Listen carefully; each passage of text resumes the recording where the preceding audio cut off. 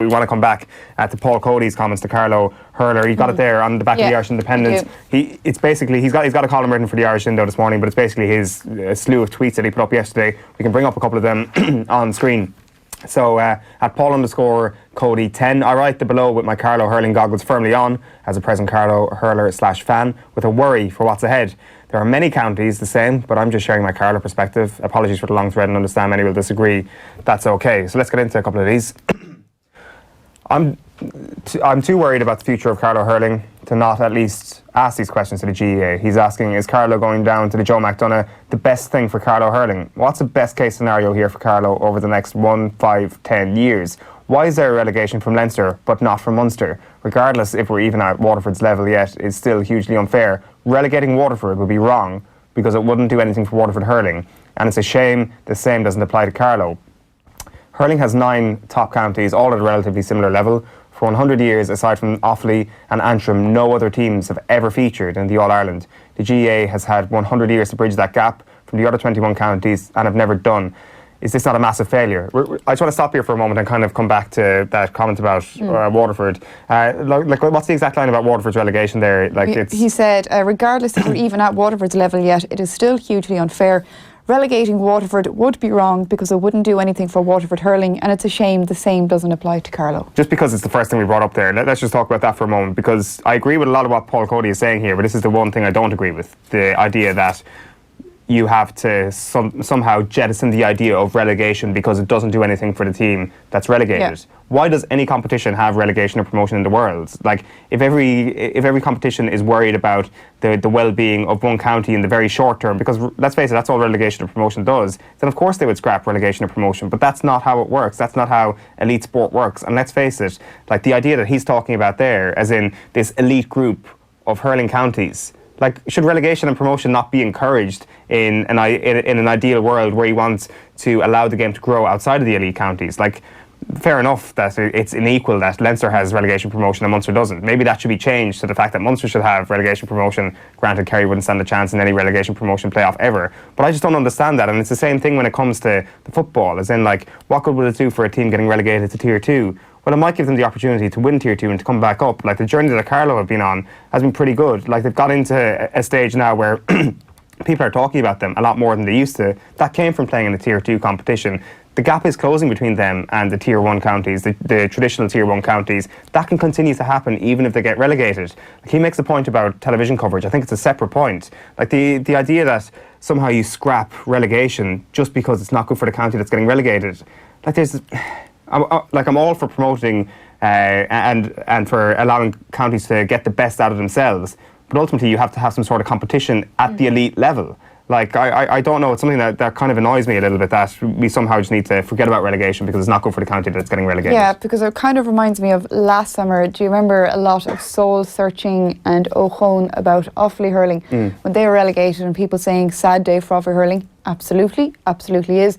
Offaly, it's bad for hurling for Offaly to be relegated, and you're thinking, well, for how long, how many years are we seeing the warning signs of Offaly hurling, and eventually they fell off that cliff down to the next tier? Whose fault is that? Do you know, it's not the GAA. Well, you could argue maybe it is the GAA's fault in another maybe angle when you talk about funding and admin and all that kind of stuff. But in general, it's not the other county's fault. It's not Carlow's fault. If Offaly weren't relegated last year, Carlow wouldn't be up there. So is it doing Carlow any good in the short term? No, but I think his point makes sense in that he says, you know, let's look at investment. Let's look at what can we do to the very least, that if you're going to be going down a tier, that the gap is still closing every year. Because you're absolutely right. I think you do need relegation. It brings competition into it. It's not fair that it doesn't happen in Munster. And like you said, Kerry, would they have a chance anyway against any of the teams? You could argue they might have a fairly good chance against Waterford. Well, the thing is, if Kerry had won the Joe McDonagh, that would have actually happened. Yeah. There is relegation.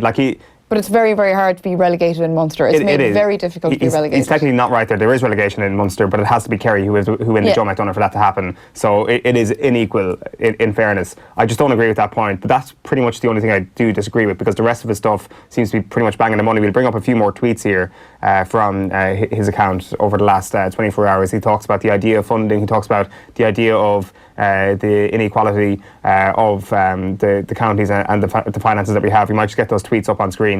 explain to actually get to those in a moment.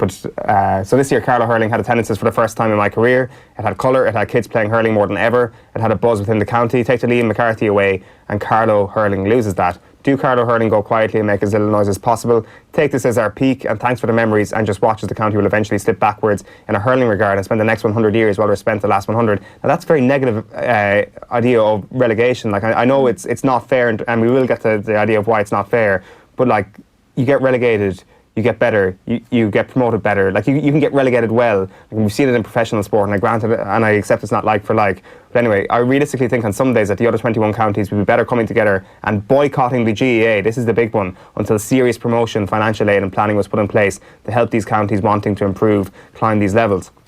This is where it gets really interesting, and this is where the injustice is actually there. And it comes to the ideas like finances, and it comes to the idea of what Carlow are actually getting. Basically, his point is that Carlow will always have a better chance of getting relegated because they're not given the same amount of support when it comes to development funding, when it comes to actually putting together a structure from the top level down that will allow Carlow Hurling to thrive, like a Wexford, for example. That's not happening, and that's where the injustice lies. Yeah, absolutely. And he put in one example here. For example, our training for pre-championship was a day in Tramore, while other counties in the Liam McCarthy in 2019 are able to head to a foreign country for a full week's training and tactics. It's not the making of a successful team, but it helps to show the gulf between the counties. And that's it exactly. He's not saying, where's my foreign trip? He's saying, this is the difference between the two teams. And that's just one example. So I'm assuming that difference is also there in facilities, in the budget they have for training, and the budget they have for players, and the budget they have for food, for everything else. The gulf is so wide. So straight away, when you're starting off, when you're not even getting the same amount of money financially for each team that are playing in the same competition, coupled with the fact that they don't have the history the other counties have, they don't have the culture, they don't have, I suppose, the lovely hurling, they don't have the natural flicks that we say people in Kilkenny have. They have it because they've been growing up with it from day one. They don't have that in Carlow, so every little success is hard fought. So every success in Carlow is worth more than a Kilkenny success, we'll say. We do have Conor McKeown on the line, and we'll get to him in just a moment, but just explain to us the point about coverage here as well, because he speaks about the fact that ultimately Carlow were the one team, and this is where I agree with him, that Carlow were the noticeable absence from the extended highlights on the Sunday game every week. They've been relegated to a 2-minute package every week, but his key point here is that at least they're getting that 2-minute package. When they were in the Joe McDonagh Cup, they weren't getting that. Yeah, that's what he says here. He says 9 of the 10 Liam McCarthy teams had games shown live. One team hadn't. One team had a 2-minute voiceover every Sunday night, with every other team having highlights or analysis. One of the 10 teams needs a promotion more than the other 9, and that team is obviously Carlow. At least a 2-minute voiceover was more than the 0 coverage the Joe McDonagh teams got, with these counties also crying out for promotion. This is why Gaelic footballers don't want a second tier, because they know it will get no respect or coverage. Now, one thing I will say about that is, I know this is pointing a big arrow toward the Sunday game, which goes out every Sunday evening. I used to work in that programme a few years ago. It is a massive machine. The editors, the producers, they put so much work into it, and people say, well, of course you'll say that. But I saw for myself the amount of work that goes into it, and they only have a certain amount of time, and this is the issue. You only have X amount of minutes of a Sunday night. It doesn't matter how much will or goodwill you have in the world. And excuse me, we would have staff all over the country. The same amount of effort would go into all those packages, because I was one of those people who would put, say, a voiceover on Waterford playing Wicklow in the football, say, and I might get 2 minutes for a 70-minute plus game. You'd have to watch the game, try and find the most talking points. Of course, you'd have to leave something out. You were kind of making that editorial decision. But that wasn't your fault, because you had a slot and that was it. And I often think when people are complaining about not showing this, not showing that, instead of blaming RTE, instead of blaming TG4, instead of blaming people who have rights, let's look at the organisation, the GAA, who own the rights. Why aren't people putting pressure on them to broadcast more of these games? Either create their own channel, give us a subscription, give us the games online. It's meant to be for the public, for the people, for the communities. So why can't you log on and watch it? Now, you could argue again, rural broadband, this is another issue which the GAA can't help.